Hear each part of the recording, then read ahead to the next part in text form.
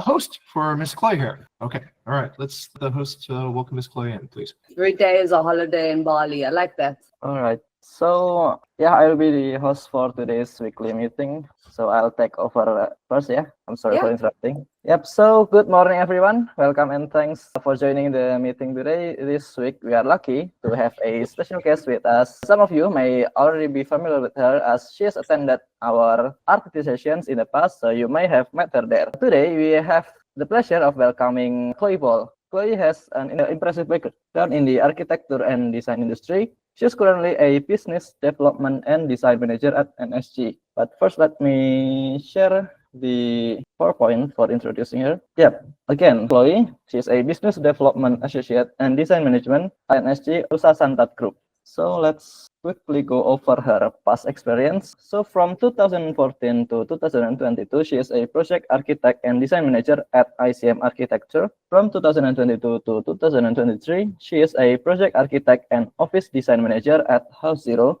In 2023 to 2024, yeah, she is a head of design and R&D at Bali sector. At 2024, she is a project architect, marketing and technical development at Stand Up Homes, Johannesburg. And from 2024 until now, she is a business development and design manager at Nusa Santat Group. Chloe has a lot of experience in design management and business development roles, consistently driving projects from concept to completion while managing teams and client relationships. Now, Chloe, welcome. Thanks so much for joining us today. Before we jump into the questions, is there anything you'd like to add about your experience or anything I might have missed? Yeah, just a quick brief overall of just like to say some of the guys I've worked for have been really, really great. ICM, for example, I was there for ages since I was a little wee architect in my early 20s. And I was very lucky to come across to meet the man who was my boss. Nice to meet you too. And he was an amazing mentor and inspiration for me. And I think that's a very important part of what I will be saying and getting into when the questions are asked. And throughout all the different companies I've worked with, they've all had some form of inspiration to lead me where I am right now. All right, thank you. Thanks for having me, guys. Yeah, by the way, we have never met before, but I really like your accent. South Africa. You guys South know? Africa? Yeah. I mean, Yeah. Okay, now that we've learned a little about Chloe's background, let's move into the Q&A portion of our meeting. This is where we get to ask her about her experiences and insights that could be valuable to us. So I'll start a few questions, and I encourage everyone here to also prepare your additional questions along the way. Let's make this a conversation. So Chloe, for the first question, what has been your biggest project accomplishment so far in your career? Can you share more about it? What made it stand out? Okay, well, there's actually three that come to mind. The first one would be with ICM, and that is in South Africa, in Johannesburg, opposite the OR Tambo International Airport. And that project is where I really found my independence as an architect and stopped having to just listen and learn. Well, you're always learning. That's also such a big thing. But my boss gave me the freedom. He understood that I could handle these things on my own. And I had the most amazing team of guys with me. We actually all became such good friends by the end of it. All the guys were under the age of 40, which is quite a nice step because it was all of my peers now moving up, and we did this building on our own, and it came out a very stunning building with beautiful louvered curve, and it stands very proud as you arrive in Johannesburg, which is something that, and the tenant was happy, the client was happy, the builder was happy, the subcontractors were happy, my team was happy. It was a really, really great project in that regard, and definitely boosted confidence. And still learned a whole lot from the guys, and you go through your own different set of learning curves when you take a project on your own 100%. You don't have a boss standing here to protect and to back you. You have to take responsibility for every single thing that you've done and the decisions you make, and whether they're good or bad. If they come out that this is actually a really bad decision, you go, oh, stop. Don't panic. Don't point fingers. How do I fix this? What can I do and make sure the team is involved and everyone knows that I did a little bit of a bugger up here, but let's just get a solution to this that's cost efficient, time efficient, everything. And yeah, that was a very, very, very good experience. The basis of start of where I am and how my mind works when in teams, especially. The next one would be the stand-up homes project. It was actually a bit more of an in-between sort of thing. It's sort of still going a little. The director's sort of on and off about it. He can't make up his mind. But it was ultimately I'd left House Zero. And yeah, I used to work with him. He was one of our specialists on site doing concrete tilt-up walls. So basically you cast a wall on the floor or a column on the floor in a mold with the windows, door frames, everything. And the big crane comes in, tilts it up like Lego. And he had this business idea. So I worked with him and basically took it over. And it kept me, it was the last 3 months I was in South Africa. And just before I moved to Bali. And yeah, it was great just to firstly set my own hours, be my own boss, because he sort of was like, just do the thing. And he would become my client almost, my first client. And the freedom of doing, especially for the likes of rendering and the stuff that takes a very long time. I remember it was a Sunday afternoon and I had some renders I was doing. Go and click render because I'd set up the views and the Formula One was on and sit there and watch Formula One. Render's finished. Change it. That was a really, really nice change from being confined in an office. And yeah, then the last one is at NSG because I was very lucky in regards to I was very open and honest when I left Bali Architecture, and I spent about 3 months looking for a new firm in Bali to make sure it was the correct one. And I'd spent hours talking to Travis, the CEO and director. And basically I said to him I want to open my own firm. This is it. That's my goal. I don't want to sit and work for someone else. I feel like I have the experience. I'm still learning. I mean, when you move to a different country, the construction worlds are very different, especially east to west. The bamboo was the first thing. I was like, oh my word, that's interesting. Bamboo holding up a concrete slab. It seems normal now though. And he said, okay, well, come into the office with me and I will take you through each department. So I did a little bit of design and architecture, did a little bit of the sales, the marketing, the financial side, a little bit of all these different type of aspects of a business, because running your own business isn't just about your degree and what you've specialized in. You have to manage the other aspects. So those are probably the 3 most important.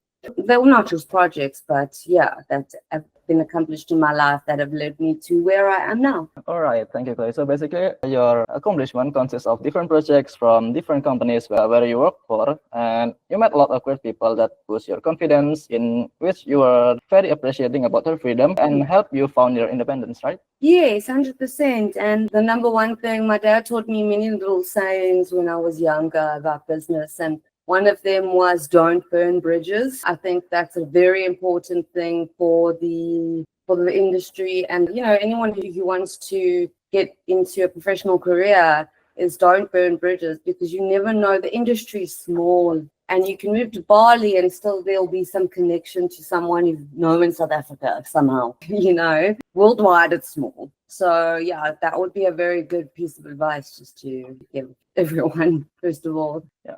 All right, thank you for your advice for us, Chloe. So let's proceed to the second question. The second question will be, how do you balance the creative aspect of architectural design with the more practical and business-related components of a project? Sure, there's so many different aspects, ways to answer that question. So like I've said before, it's a continuous learning project being in business. It's not just, now you know everything, you can go take over the world. The world's changing. There's different cultures, different people, different sites, different weather that all impact you when you are making decisions. So I would say if you have a craft that you are very well practiced in, that doesn't have to, don't stop learning in it. But if you would like to become better in your in your career, it would be focus on the aspects you are not good at. Practice them, study them, because you did your degree, and I've got a degree in architecture. Happy, I know the basics of it. I know the rudimentals of it. It's in my brain. I knew nothing about sales. Coming on to sales, I was like,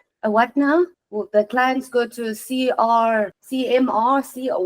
what is that? Nothing about it. And spent about a month in my free time putting together sales plans and figuring out what all the words mean and how things work and the best programs and why you do the things that you do. I think that's a very important aspect, as well as to understand why you're doing something. If you do not understand that, you're not going to get it, and you will never feel joy in doing that at all. And I mean, you have to remember, it's not just creative in architecture. There's little technical connections, and the engineer is going to look at you like a crazy person if you I want my building floating in the sky 10 meters high. And you'll be like, okay, sure, right, anyway. So you need to also talk to your guys around you that are in a team. The team balances each other out at the end of the day. Your engineer may be much more logical minded and analytical, and you still want to make something beautiful that people can appreciate and enjoy the feeling of when they're in that space. So you two balance each other out. Your QS will go, please calm down when you're spending too much money. It's all about and learning from them. Asking them, okay, why are you telling me, no, I can't do this? If you explain to me, I will understand. And by that, you gain knowledge and more knowledge. And then it becomes a bit more natural, but there's always going to be aspects that you constantly have to work at. One of the hardest things in business is definitely people, funnily enough, is people. The people, because people are very variable. They're all different cultures, all different personalities. They have emotions. They make their own mistakes. You make mistakes. People get angry and clients get angry. And you have to know how to be able to deal with people and your employees as well, and your team and your bosses. And there's treat people, how to give respect to people while still explaining something to them while not condescending or sounding condescending, and like you going no, that's also an aspect that's constantly learning. It changes with every person you meet. Yeah. All right. Very interesting. So basically, we need to talk more around the team, since the team balances each other. And the very difficult part is the people, which is very relatable for us, since we have a lot of partners and a lot more guests that we need to talk to. That's good. That's very important. Yeah.